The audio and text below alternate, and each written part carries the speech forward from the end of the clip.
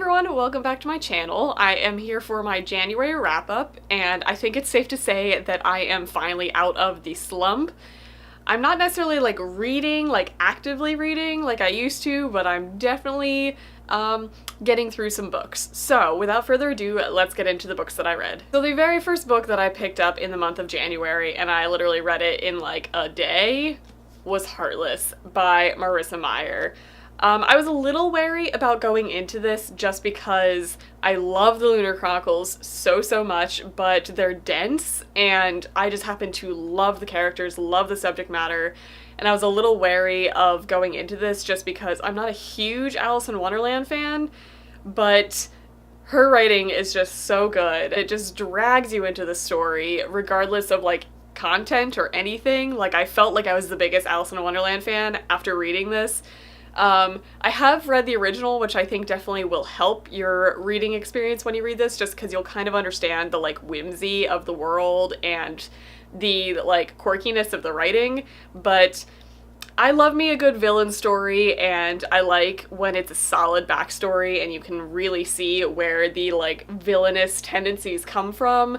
So I love this. I gave it 4 stars. Also, I like when a book ends with a line that just makes you go like, "Ah, this book did that." Next book that I got to is Are We Smart Enough to Know How Smart Animals Are? And this is by Franz de Waal, and this is a nonfiction book. One of my goals is to read more nonfiction this year, and this is right up my alley. Animal behavior and just basic animal study in general is super interesting to me, and this was just what I wanted it to be. This basically kind of breaks down the concept of animal behavior and how animals react to tests, and it pretty much sums up the cognitive ability of each individual animal and species versus animals as a whole, and it's kind of telling us that we need to stop expecting results that we would get from human tests from human subjects, because they aren't humans. They aren't going to react the way that we would. So it's kind of like revamping the idea of how to test the intelligence level of certain types of animals based on what would be intelligent to that breed. And it's kind of a lengthy, in-depth scientific study, but it was so interesting to me. I gave it 4 stars. I feel like I learned so much, and it made me want to be an animal behaviorist really badly. The next book that I got to is The Diabolic by S.J. Kincaid. This is a book that really went around BookTube, probably at the end of last year, like November, December when it came out. And it was one of those books that, unfortunately, because I am nuts, I just kind of like stayed away from, just because of how much publicity and marketing that I got. For some reason, that's like a turnoff for me from books. I don't know why, I'm just a weird person.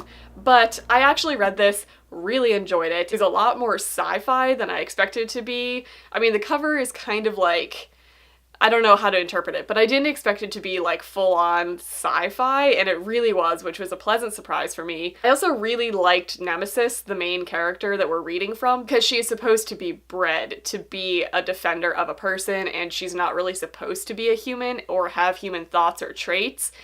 And I feel like S.J. Kincaid really stuck true to that, and she didn't have these like wandering emotions and thoughts that would have like slipped into humanity. She really stuck true to the fact that she is not human, and I really respected that. So I gave this 4 stars. I enjoyed it way more than I expected to. The next book that I listened to was A Life in Parts by Bryan Cranston. Bryan Cranston is like by far one of my favorite actors. He's just great. I grew up watching him in Malcolm in the Middle, and I, pretty much like everyone else in the world, fell in love with him in Breaking Bad. He is just so phenomenally talented, and I've gotten really into reading actors.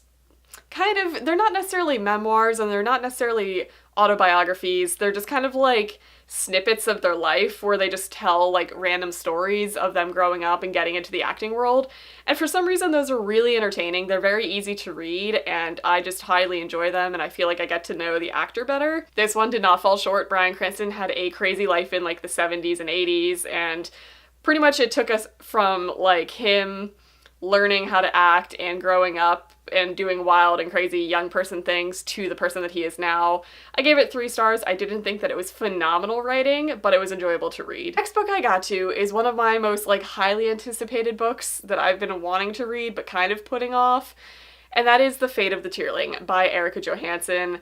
I adore this series. It kind of came out of nowhere for me. I just randomly picked it up one day and just fell in love with it. It's just so unique. I love the approach that it takes onto adult fantasy and kind of intermixing futuristic traits and medieval fantasy with modern day stuff.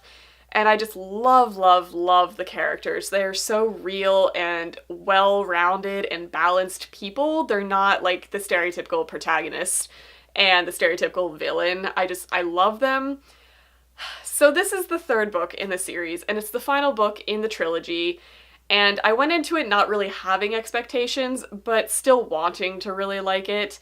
And I still don't know how I feel about it. It has very mixed reviews, and I can see why. It is not satisfying as an ending, but it's believable and it's real and it's very different than how a fantasy would normally end. It is definitely not your happily ever after fantasy ending, and I think I actually appreciate that, but I'm kind of bitter over the fact that it's not a great conclusion to the characters that I have fallen in love with, and I'm gonna leave it at that. I'm not gonna have any sort of spoilers or any sort of plot summary on it just because it is the third in a series. I would highly recommend reading it if you still really like the characters and like the series, but it definitely just was not what I expected. So I gave it 3 stars. Still a solid book, still love the characters. I'm just gonna choose to make up my own ending and have them live happily ever after. The next book that I picked up is The Sun Is Also a Star by Nicola Yoon. This is the book for January for the Page Turners book group, which I run on Goodreads, so I will leave that linked down below. I will also be filming a full discussion for this book, so if you want to hear my thoughts on that, look forward to that. If this is going up after the fact, I will leave it linked down below. I'm not sure what order I will upload these. And the last book that I got to is Talking as Fast as I Can by Lauren Graham. This is her From Gilmore Girls to Gilmore Girls. Very quick little book. If you are not a Gilmore Girls fan, this probably will not entice you in any way, but I am a diehard Gilmore Girls fan, and this is pretty much her thoughts as playing Lorelai Gilmore in Gilmore Girls the first time around, and then getting to revamp the character and what that experience was like. So it was very short, but it was just so heartwarming and fulfilling and made me want to rewatch A Year in the Life again, which, again, if you're not a Gilmore Girls fan, sorry, this probably isn't very interesting, but it was just adorable. I feel like Lauren Graham is Lorelai. Like, she talks just like her, she talks just as fast as she does, and her dialogue is just as witty. So I gave this 3 stars. It's a very enjoyable, very quick read if you're a fan of the show. So that is it for the month of January. I feel like I picked up and put down a lot of books this month, and there's some that I'm definitely like kind of slowly still reading. So some of the books that I picked up in this month will be carried over into the next month and possibly March, I don't know. But those are the books that I got through in the month of January. I hope you guys are reading some amazing books, and I'll see you in my next video.